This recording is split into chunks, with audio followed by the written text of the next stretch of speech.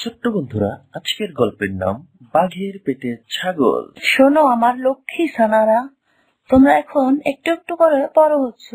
আগের তুলনায় তোমাদের এখন আরো বেশি দুধের প্রয়োজন, আর এই কারণেই আমি জঙ্গলের গভীরে গিয়ে বেশি করে ঘাস খেয়ে আসবো, যাতে তোমরা পেট ভরে দুধ খেতে পারো। মা, আমরাও তোমার সাথে যাব? না আমার লক্ষ্মী ছানারা, তোমাদের এখনো বাইরে যাওয়ার বয়স হয়নি, আর তাছাড়া বাইরে অনেক বিপদ।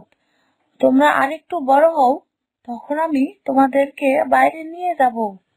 আচ্ছা ঠিক আছে মা। এই তো আমার লক্ষ্মী ছানা। আচ্ছা শোনো, আমি তাহলে এখন গেলাম, আমাকে আবার সন্ধ্যার আগেই আসতে হবে। ততক্ষণ তোমরা সাবধানে থেকো, কেমন? আচ্ছা মা, তুমি যাও, আমরা সাবধানে থাকবো। ও হ্যাঁ শোনো, তোমরা কিন্তু কিছুতেই ঘর থেকে বের হবে না, কেননা বাইরে অনেক বিপদ। আর তাছাড়া জঙ্গলে এক হিংস্র বাঘ ঘোরাঘুরি করে, তোমাদের সে দেখতে পেলে আস্ত গিলে খাবে। তোমরা কিন্তু ভুলেও ঘর থেকে বের হবে না। আচ্ছা ঠিক আছে মা, আমরা ঘর থেকে বের হব না, তুমি নিশ্চিন্তে যেতে পারো, তবে সন্ধ্যার আগেই ফিরে এসো। আমার লক্ষ্মী সোনা। এই কথা বলে ছাগল তার ছানাদেরকে বাসায় রেখে খাবারের সন্ধানে জঙ্গলে যেতে লাগলো।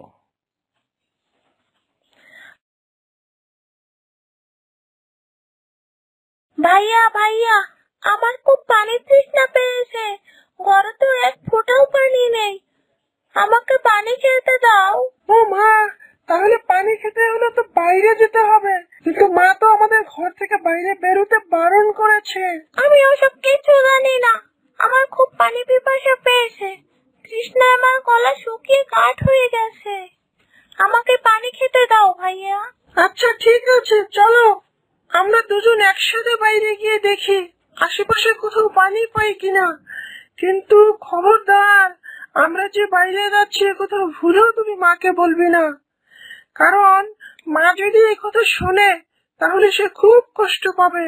আচ্ছা ঠিক আছে ভাইয়া, আমি মাকে কখনো বলবো না। এরপর ছাগলের দুই ছাড়া পানির সন্ধানে ঘর থেকে বের হলো, আর তারা দুজনেই জঙ্গলের এদিক ওদিক পানি খুঁজতে লাগলো। আরে বোন দেখ, ওই তো একটা নদী, চল তোকে ওখানে নদী থেকে পানি খাইয়ে নিয়ে আসি। হ্যাঁ ভাইয়া চলো।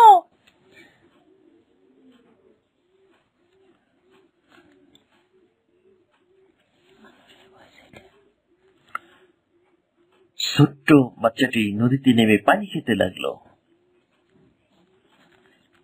কি বোন, তোর পানি খাওয়া হয়েছে? হলে চল তাড়াতাড়ি ফিরে যাই, মা যদি বাড়িতে এসে দেখে আমরা নেই তাহলে খুব চিন্তা করবে। হ্যাঁ ভাইয়া চলো, বাড়ি ফিরে যাই, আমার তৃষ্ণা মিটে গেছে। বাহ, কুচি কুচি ছাগল ছানা আর আমার খাবার হতে নদীর ধারে চলে এসেছে। ভাইয়া আমার খুব ভয় লাগছে, এই বাঘ কি এখন আমাদের খেয়ে নেবে? তুই কোনো চিন্তা করিস না বোন, আমি তো আছি, আমি তোর কিছুই হতে দেব না। কিরে ছাগল ছানারা, বিড়বিড় করে কি বলছিস? যতই যা বলিস, তোদের দুজনকে আজ আমি ছাড়বো না, আজ আমি তোদেরকে মজা করে খাবো। খাওয়া তো দূরের কথা, তুমি আমাদেরকে ধরতেই পারবে না। কি বললি পুচকে ছাগল? তোর মতো একটি ছাগল ছানাকে আমি ধরতেই পারবো না? আমার দৌড়ের গতি আর ধারালো নখের খাওয়া সম্পর্কে তোর কোনো ধারণা নেই। আচ্ছা তাই বুঝি, তাহলে দেখি তো তুমি আমাকে ধরো তো। এই বলে ছাগল ছানা দৌড়াতে লাগলো। বোন তুই এখান থেকে পালা, তাড়াতাড়ি এখান থেকে পালা, আমি বেশিক্ষণ এই বাঘের সাথে দৌড়ে পারবো না, তুই পালা বোন, তুই পালা। ভাইয়া তোমাকে ছাড়া একা একা আমি বাড়িতে কিভাবে যাব? না, এভাবে না কেটে আমি বাড়ি গিয়ে মাকে সব কথা বলি, মা হয়তো ভাইয়াকে বাঁচানোর কোনো একটা পথ বের করবে। তারপর ছোটু দৌড়ে বাড়ির দিকে যেতে লাগলো। বাঘ মামা, ও বাঘ মামা, তুমি আমাকে খেও না, তুমি আমাকে যেতে দাও, একটু দয়া করো মামা। কি কি বললি? দয়া না? আমি কাউকে দয়া করি না। তুই একটা পাঁজি ছাগল ছানা আমাকে অনেক দূর করিয়েছিস। এতক্ষণ তো অনেক বড় বড় কথা বললি যে আমি নাকি তোকে ধরতে পারবো না, আর এখন বাঁচার জন্য কাকুতি মিনতি করছিস। এখন আর আমার কাছে মিনতি করে কোনো লাভ নেই। তুই আমার ধৈর্যের বাঁধ ভেঙেছিস। ভেবেছিলাম তোকে কাবাব বানিয়ে খাবো, কিন্তু সেটা তুই করতে দিলি না। আমি তোকে এখন আস্ত গিলে খাবো। আরে আমার লক্ষ্মী ছোট ছানায়, এখানে তুই কে করছিস? তোদেরকে আমি বারবার নিষেধ করেছিলাম না যে ঘর থেকে একদমই বের হবি না?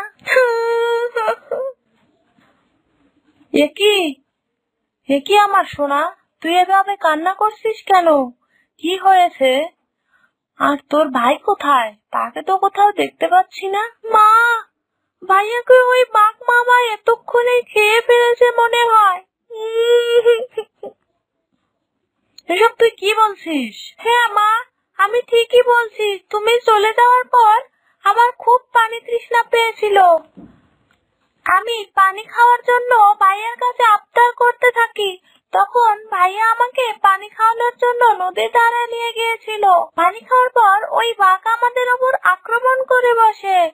ভাইয়া আমাকে বাঁচানোর জন্য নিজের জীবন বিপদে ফেলেছে। এতক্ষণে হয়তো বাঘ ভাইয়াকে খেয়ে নিয়েছে। মা, কান্না থামা। তোর ভাইয়ার কিছুই হবে না। আমি তোর ভাইয়াকে ওই বাঘের হাত থেকে বাঁচিয়ে আনবো। তুই এখনই আমার সাথে চল। ছাগল তার শিঙে ধার দিয়ে বাঘের সাথে লড়াই করার জন্য প্রস্তুত হতে লাগলো।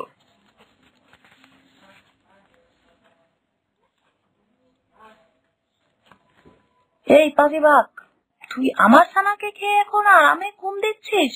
মা ছাগলের কথা শুনে বাঘের ঘুম তো ভেঙে গেল। আরে, এ আমি কি দেখছি? শিকার দেখছি নিজেই আমার গুহায় চলে এসেছে। আমি কোনো স্বপ্ন দেখছি না তো? পাজি বাঘ, শিকার শিকার তা পরে দেখা যাবে। তুই আমার ছেলেকে কোথায় রেখেছিস? বের করে দে, তা না হলে ভালো হবে না কিন্তু। এই বলে দিলাম। তোর ছানাকে আমি পেটের ভিতর লুকিয়ে রেখেছি। হ্যাঁ হ্যাঁ রে, তোর ছানাকে আমি অনেক আগে আস্ত গিলে ফেলেছি। তোরা দুজনে কোনো চিন্তা করিস না, তোদের দুজনকেও আমি তোর ছানার কাছে পৌঁছে দিব। একটু সবুর কর। তোর সেই আশা বুঝি আর কোনোদিনও পূরণ হবে না। কেন রে? আমাকে বাধা দিবে কে? কার এত বড় বুকের পাটা যে আমাকে আটকাবে? আমি তোকে আটকাবো।